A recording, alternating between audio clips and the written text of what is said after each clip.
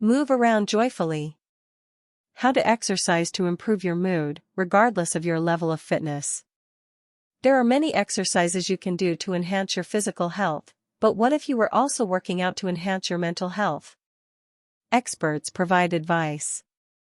Everyone is aware of the advantages of exercise, including improved sleep, increased energy, and stronger muscles. Frequently, a mood lift is added on as an extra. But there is more proof than ever before that exercise not only enhances, but also safeguards your mental health. According to Jack Raglin, a professor of kinesiology at Indiana University School of Public Health, the psychological advantages of exercise have been underestimated, despite depression being the fourth most dangerous disease in the world. The proof just keeps coming in. In fact, exercising would be beneficial even for mental health reasons alone. The good news is that even a little bit can make a tremendous effect. How to make yourself happy is shown here. How does exercise improve our mood? Although it is oversimplified, it is generally accepted that the psychological advantages of exercise result from the production of endorphins. Raglin asserts, the evidence supporting that is pretty weak. Instead, when we exercise, a variety of hormones, including endocannabinoids, are produced. All of these chemicals help us feel happy.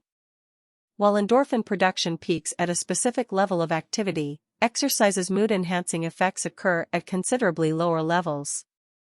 What sort of psychological advantages are we referring to? Numerous and noticeable advantages. Exercise gives you a 1-2 boost of happy feelings since it both increases positive affect, or emotion, and lessens negative affect.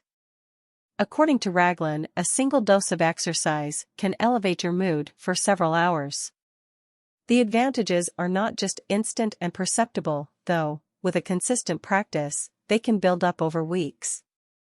He explains, in other words, there is a long-term and ongoing improvement. Additionally, clinical anxiety and persons who have been admitted to the hospital with psychological illnesses can both benefit from exercise. However, Raglin notes that there are also significant advantages for those who experience above-average levels of anxiety but do not meet the criteria for a professional diagnosis. How engaged must I be to experience psychological benefits? The threshold for what constitutes exercise is much lower if your main goal is to elevate your mood rather than lose weight or improve your fitness. Low-intensity exercise has significant psychological advantages, according to Raglin. It's not like the more time or effort you put into working out, the better you feel. This is especially important if you've never exercised before. According to Raglin, people have been pre-programmed to think of exercise in terms of physical rewards. They assumed that in order to benefit from it, they must tire themselves out or get sweaty. They may be discouraged from starting if they think, I don't enjoy it, it's difficult, I'm out of shape, or I'm old. However, if individuals believe, I mostly want to do this to feel better, then that is all they require. The long-term, more significant advantages can be obtained by engaging in cardiovascular activity for 15 to 20 minutes 3 times each week, but any dosage will have an impact. 5 minutes of walking can improve your mood, he claims. The amount, or pill, that you need to take in order to get a psychological advantage is quite modest and delicious.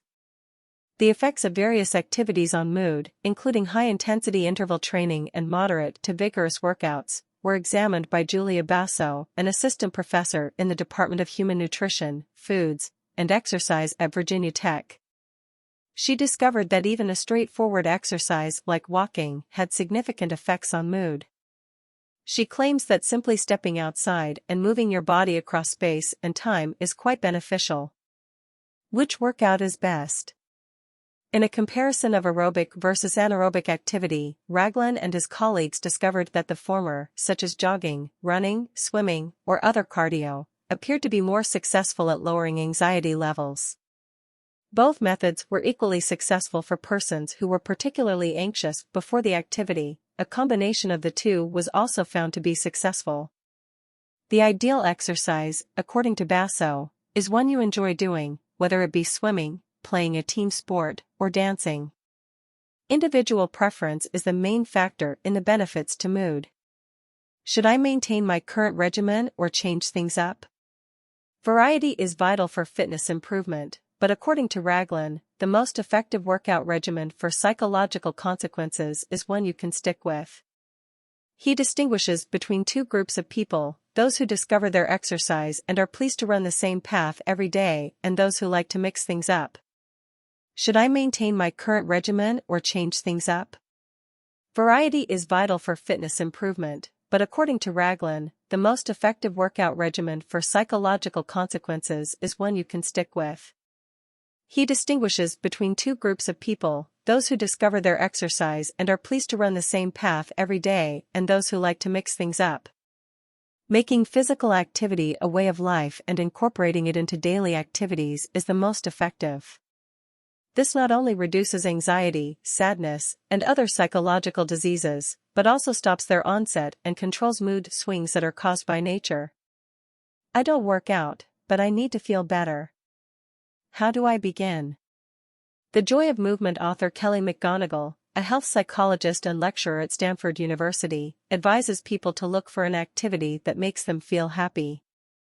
In order to get maximum calorie burn or a specific body type, she explains, it can involve reframing movement away from the types of workout that people are generally drawn to.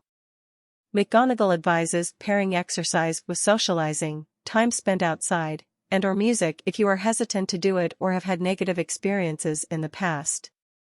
She claims that all it takes is 3 minutes of dancing to your favorite music to see a difference. That is the simplest win in the world. I dislike working out in a group. Will working out alone make me as happy? According to one study, both regular aerobics courses in a group setting and home workouts with remote teaching had the same antidepressive effects on participants. Exercise in a social setting may be more enjoyable and have different psychological advantages, but Raglin argues that exercising alone will still have advantages. Having an accountability buddy or other social component has also been demonstrated to support a consistent exercise routine. While any exercise is better than none, pushing yourself to a new personal best is another way to feel happy.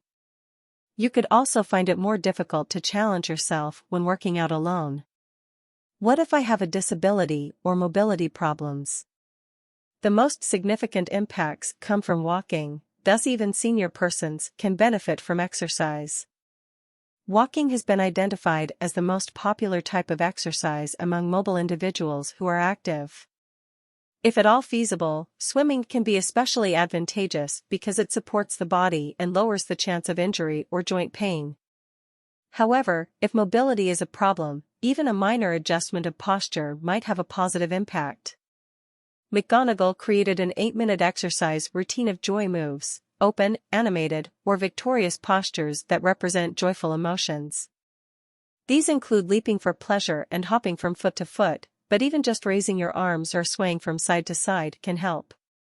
Wheelchair users and those in their 80s and older have participated in group exercise courses taught by McGonigal where she teaches joy moves. According to her, this does not need being youthful or physically able. It is not based on intensity. Using your body to connect to these motions that symbolize our capacity for joy and to activate it is important. How can I intensify my exercise for joy? Utilizing the placebo effect or the power of the imagination. According to research, your expectations or attitudes about exercise might affect the results, for better or worse. According to Raglin, the benefits are even higher than they would be otherwise if you believe that it's going to make you feel better. You can truly benefit more from it. Raglin also recommends tapering your workouts so that you finish powerful and upbeat rather than exhausted. According to some research, how you feel following a workout affects how you feel about exercising, he claims. If the difficult portion of your workout was in the middle, but you eased off at the conclusion, it is what you should remember. I feel fantastic. Will my feelings improve if I work out more? Consistency is key, according to Basso. The brain eventually starts to link exercise to that spike in feel-good hormones, which makes it want to do it repeatedly. It's crucial for the brain to develop the habit of rewarding activity. According to research, once a habit is established, exercise